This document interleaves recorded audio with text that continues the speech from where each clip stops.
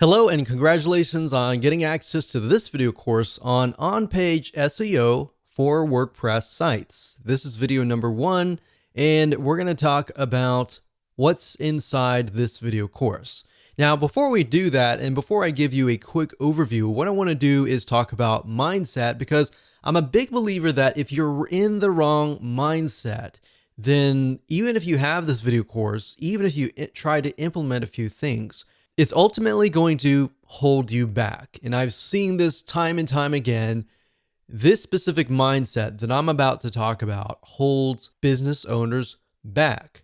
And we don't want to see that happen to you. We want to see you succeed as much as possible. Here is the mindset. The mindset is that people make the assumption that every single SEO technique and rule changes rapidly so that what worked 15 years ago doesn't work now. Now, I will say a large majority, yes, it's true that search engine optimization does change rapidly every single month. Now, at the same time, and yes, that is true to a certain extent, but there are basic fundamentals that Google and other search engines look for that still hold true today, that still work today. So let me repeat that. Not everything has changed. It might have changed slightly. But if you get into that mindset of, oh, everything changes, everything that used to work 10 years ago doesn't work now, then you're putting yourself in a dangerous position simply because you will forget the basics. Now, there are a lot of basic fundamental SEO rules, but we're really going to focus on 5 factors, and I'll talk more about that later down the road.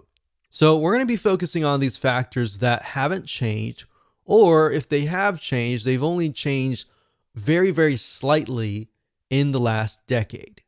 So make sure that you're not in this mindset, otherwise it will prevent you from actually moving forward. So here's a quick overview of what's inside this video course. Of course, this is video number 1, which is the introduction. Video number 2 is going to be the main focus. So we're going to make sure that you have a clear view of what we're going to talk about. Video number 3, we're going to talk about 5 important factors that you definitely should implement in your WordPress site. Video number 4, we're going to talk about the URL structure, such as what should your domain look like, what should the URL look like, and all of that. Video number 5, we're going to talk about body text structure. Video number 6, we're going to talk about image optimization and basically how to make your images more search engine friendly. Video number 7, we're going to talk about title optimization and how long your titles should be.